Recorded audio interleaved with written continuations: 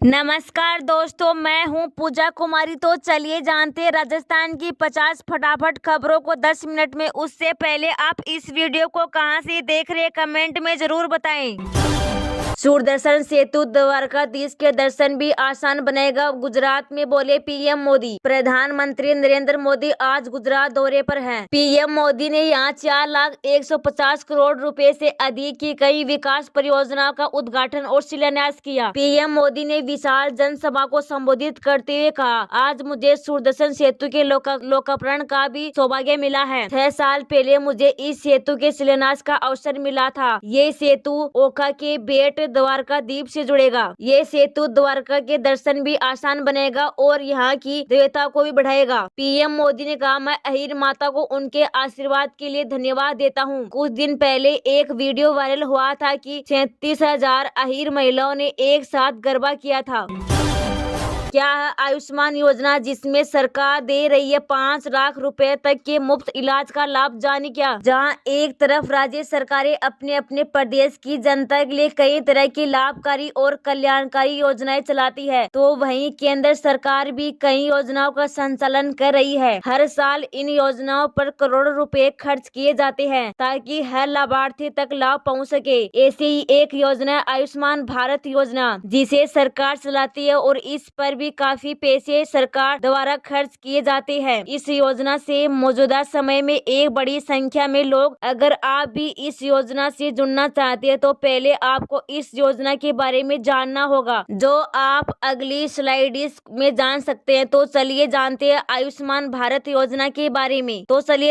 आयुष्मान योजना के बारे में। दरअसल आयुष्मान भारत योजना एक स्वास्थ्य योजना है जिसका संचालन केंद्र सरकार करती है। इस योजना के अंतर्गत पात्र किसानों को 5 लाख रुपए तक के मुफ्त का इलाज मिलता है। इस योजना के अंतर्गत पात्र लोगों को 5 लाख रुपए तक के मुफ्त इलाज का लाभ मिलता है। बस पहले आपको आयुष्मान कार्ड बनवाना होता है और इसके बाद आप इस कार्ड के जरिए अपना सूचीबद्ध अस्पतालों में मुफ्त इलाज करवा सकते हैं। मुख्यमंत्री के मल्लारना डूंगर दौरे को लेकर बड़ा फेरबदल, हेलीकॉप्टर से कार्यक्रम में शामिल होंगे। राजस्थान के मुख्यमंत्री भजनलाल शर्मा रविवार को सवाईमाधोपुर जिले के मल्लारना डूंगरपुर उपखंड क्षेत्र के दौरे पर रहेंगे। इस दौरान मुख्यमंत्री भजनलाल शर्मा के कार्यक्रम में संशोधन किया गया। मुख्यमंत्री भजनलाल शर्मा का पहले गंगापुर सिटी से सड़क मार्ग के द्वारा मल्लारना डूंगरपुर पहुँचने का कार्यक्रम था। यहाँ से सड़क मार्ग से मुख्यमंत्री करीब 12 किलोमीटर दूर, जहां ईआरसीपी आभार सभा को संबोधित कर सड़क मार्ग से लालसोट के लिए रवाना होंगे। मुख्यमंत्री भजनलाल शर्मा का आज सबसे पहले 1:30 करौली दौरा है।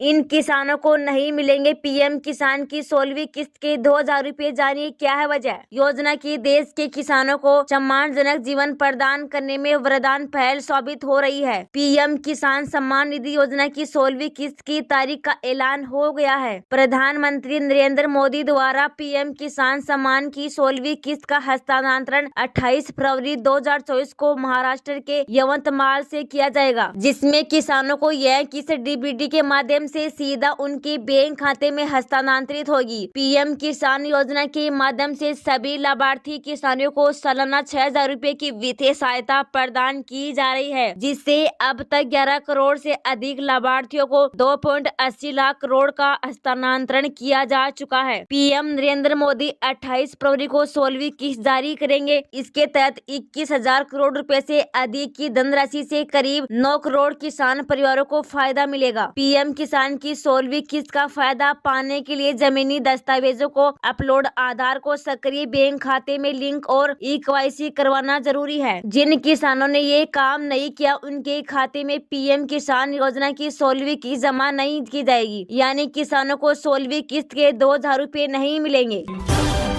ईआरसीपी को लेकर प्रदेश की जनता को धोखा दे रही भजनलाल सरकार, बोले अशोक गहलोत। लोकसभा चुनाव 2024 को लेकर राजस्थान में सियासत चरम पर है। राहुल गांधी की भारत जोड़ो यात्रा राजस्थान के धौलपुर में प्रवेश करेगी। उधर सीएम भजनलाल शर्मा पूर्वी राजस्थान के जिले के दौरे पर और आज लालसोट आएंगे। राहुल गांधी के स्वागत के लिए धौलपुर पहुंचे पूर्व मुख्यमंत्री एक बार ईआरसीपी मुद्दे पर भाजपा सरकार को घेरा है। उन्होंने कहा, डीपीआर में जो 2 लाख हेक्टेयर भूमि की सिंचाई का जो प्रावधान है उसका क्या हुआ? बीजेपी वाले धोखा देकर चुनाव जीतने का प्रयास कर रहे हैं। ये घबराए हुए हैं कि कहीं धोखा देकर हमारी हालत खराब नहीं हो जाए, इसलिए ईआरसीपी को नया नाम देकर लाए, उनके ये जुमले हैं।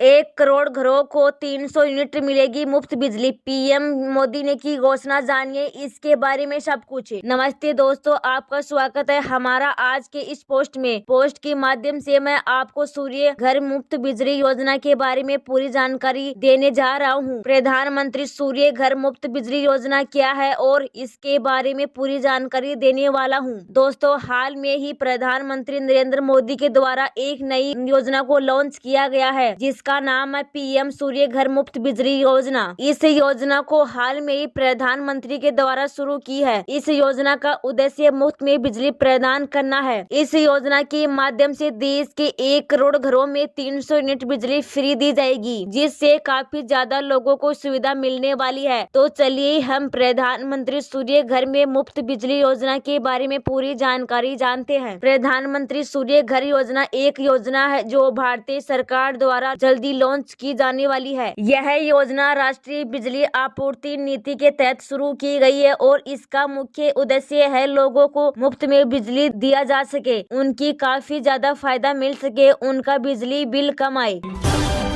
झुंझुनू करेगा सीएम भजनलाल शर्मा का धन्यवाद, 28 फरवरी को होगी सभा। ईआरसीपी की तरह यमुना के पानी को लेकर हुए ऐतिहासिक फैसले के बाद अब शेखावाटी में भी मुख्यमंत्री भजनलाल शर्मा की धन्यवाद सभा होगी। भाजपा की लोकसभा चुनाव को लेकर चिराना में हो रही कल स्टेट बैठक में हिस्सा लेने आए सूबे के जलदाय मंत्री सुरेंद्र सिंह रावत ने यह जानकारी दी है। उन्होंने कहा कि यमुना के पानी को लेकर 1994 से चर्चा चल रही थी, लेकिन मुख्यमंत्री भजनलाल शर्मा के प्रयासों से चंद हफ्तों में दोनों राज्य के बीच डीपीआर बनाने पर सहमति बन गई है। इसलिए 28 फरवरी को झुंझुनू में मुख्यमंत्री की धन्यवाद सभा होगी।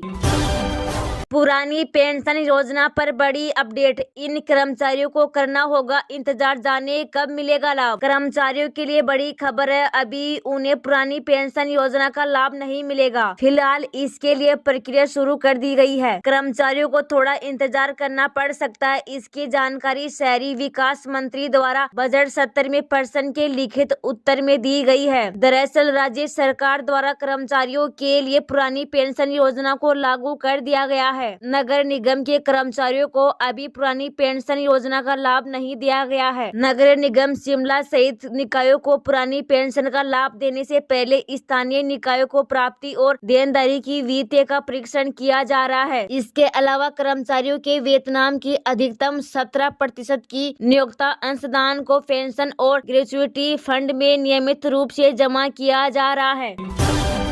टीचर ने छात्रों को बेरहमी से पीटा, हाथ तोड़ा, शिक्षा मंत्री मदन दिलावर ने उठाया ये बड़ा कदम। कोटा जिले के रसूलपुर विद्यालय में बालिका का हाथ तोड़ दिया गया। शिक्षा मंत्री मदन दिलावर ने मामले में संज्ञान लिया है। उन्होंने जिला शिक्षा अधिकारियों को तुरंत मौके पर पहुंचने निर्देश दिए हैं। मौके पर पहुंचकर 3 घंटे में मामले की रिपोर्ट देने के भी उन्होंने निर्देश दिए हैं। बाड़मेर से बालोतरा जाते हुए शिक्षा मंत्री मदन दिलावर को पूरे मामले की सूचना मिली है। सूचना मिलते ही तुरंत जिला शिक्षा अधिकारी को मौके पर जाने के निर्देश उन्होंने दिए।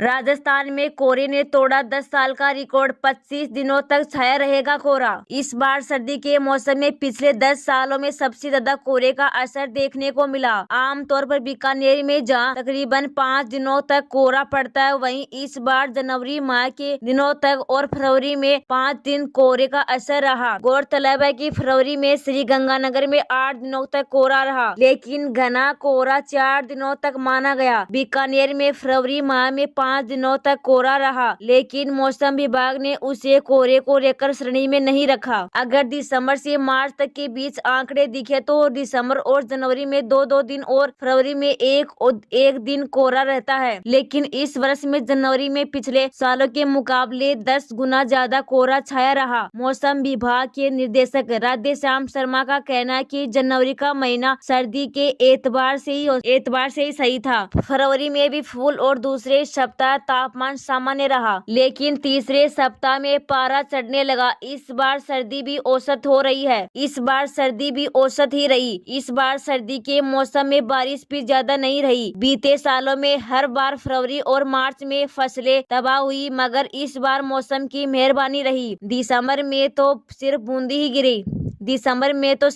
ही गिरी। वहीं जनवरी में 1 mm भी बारिश कम हुई।